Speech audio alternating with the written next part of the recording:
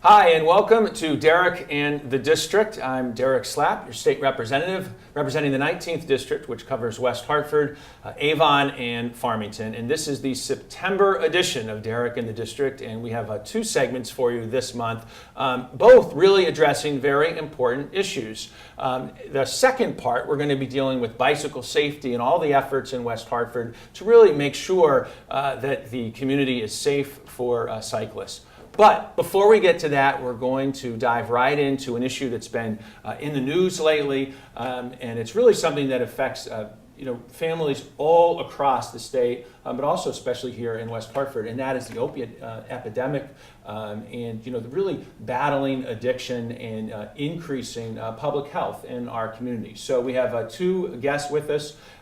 For our first segment here, it's Tyler Booth and Meghan Blanchette, and they are both with InterCommunity. You may not have heard of InterCommunity, so we'll tell you what that is, the important work that they do, what's going on in terms of really efforts to fight addiction. So Tyler and Meghan, welcome. Thank you for joining me. Thanks for having us. Thank you. And Tyler, why don't we start with you? And just a very kind of open-ended but basic question is, what is InterCommunity? What do you guys do? So InterCommunity is a community health center, and we service about 7,000 people every year. We're based in Hartford and East Hartford, but the folks that come to see us come from West Hartford to Glastonbury to really all over the state. The services that we provide are across the spectrum of healthcare. They can be as intensive as detox for people who have addictions to alcohol or opioids or benzodiazepines. It can also be as routine as traditional outpatient talk therapy or primary care. So we have about 4,000 people who get primary care services from us, and we're what's called a federally qualified health center. What that means is that we'll see people regardless of their ability to pay, really whatever their issue may be. Right, and you were telling me earlier you have the largest detox unit in the state, is that right? That's correct. Wow, so that's, obviously you're playing a very important role. Yep, it's a 35-bed unit that's located in Hartford. Also on that campus is a 28-day and a 90-day recovery residential programs. Okay, and I'm going to ask about impact, but probably nobody better to answer that, right, than you, Meghan, because you're involved, I think, now in the governance of InterCommunity, but you also have a personal story too, right, related to the important work that they do. Absolutely. So now I serve on the board of directors at InterCommunity, but I started my journey at InterCommunity as a client.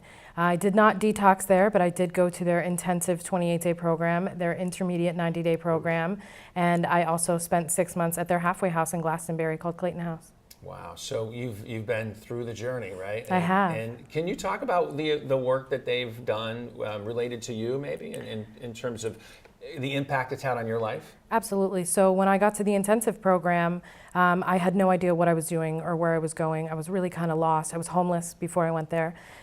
So when I got there, they just took me in and completely made me feel safe. My counselors were doing some really intense work with me at the time.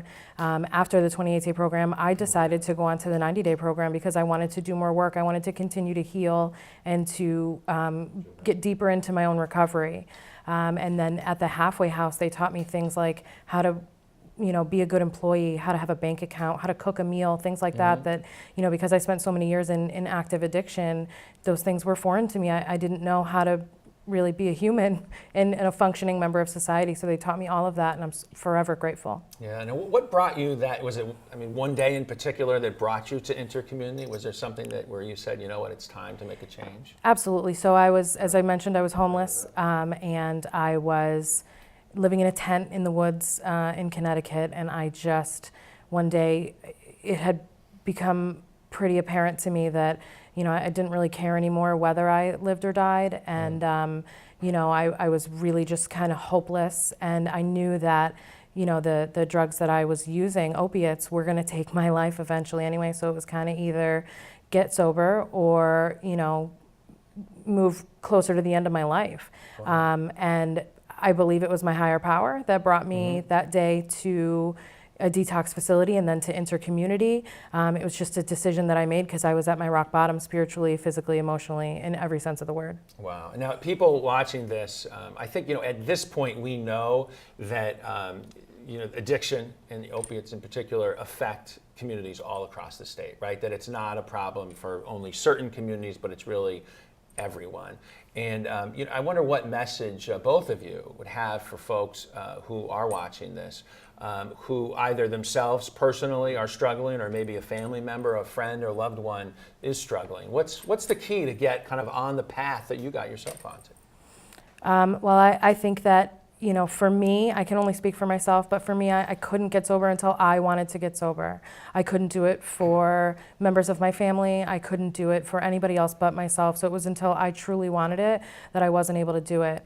As far as family members go, I always tell people that ask me that if your family member who is in active addiction is angry with you, you're doing the right thing for them. Because enabling is killing people everywhere. Cleaning up messes and giving money when you know what it's for and things like that. That stuff is really kind of hurtful, and it's hard to say no, and it's hard to put your foot down, but it's the best thing you can do for an active addict. Tough love, right? Yeah, absolutely. Yeah. What do you think, Tyler? All I would add to that is the power of the stigma or the discrimination that occurs when we're talking about behavioral health, including substance abuse. For decades, we've always viewed mental health issues as the taboo thing that you whisper about, and it's only been more recently that folks have come out more to explain that they have mental health issues. ESPN right now is doing a whole thing about mental health in the NBA. Right. There are just beginning to be people who are going to advocate that says you're not alone, that we all believe that only our family is dealing with this mental health issue or the substance abuse issue, and yet when you look at the statistics, it's every family. And when people actually feel comfortable enough to start talking about it, they realize that it is every family. It's our neighbors. It's every single community. Whether we're talking about New Haven or New Britain or Hartford or Glastonbury or West Hartford, in all of these areas we're seeing deaths. There was 1,038 deaths last year from opioid. 62 of them were from the Hartford and West Hartford areas. Right. It is impacting all of us, and we have to just have the courage to put a face behind that addiction and behind that mental health issue, so that people can actually feel comfortable asking for help. We have had some success in the legislature, addressing this and passing bipartisan legislation this past year. But what can policymakers do, in your opinion, to help? Well, there's already been, on a national level and also in Connecticut, a movement to try to decrease the prescription of opioids. That's a huge thing. The number of people who get 30-day, 60-day and refills for a minor tooth issue is scary and is absolutely the cause of many addictions. So that's one area. Allowing true parity, which folks continue to struggle with depending on the insurance you have. Behavioral health can be seen as a specialty, and so that's a much higher deductible. Supporting federally qualified health centers such as InterCommunity, so that we have the grant funding and the payment structure to be able to see people regardless of their ability to pay. I think those are three major areas. Yeah. Anything you want to add in terms of policy? I mean, disposal is one thing that I know we addressed too, but by no means is it a finished initiative. I mean, we can always do more, but what do you think? What would you like to see? I think, just to piggyback off of what Tyler said, I really believe that it's important that people be able to get treatment regardless of their ability to pay, because I know for myself, I had no ability to pay for anything, and I was very fortunate that, I was on Connecticut state health insurance at the time, and I was able, but it's not always the case. Not everybody qualifies for that. I have family members who, work, and their insurance is not nearly as good as mine was when I got sober, and they are out thousands of dollars for trying to get the same help that I got, and it's just it's a scary thing. Yeah. Yeah, if you look at detox level of care and also the 28-day level of care, if you have private insurance, that's unlikely to pay for it. If you have Medicare, that's not going to pay for it. So again, InterCommunity will take those folks in regardless of their ability to pay, but there are fewer detox agencies available in Connecticut now than there were 10 years ago, because even our detox runs at a tremendous deficit every year.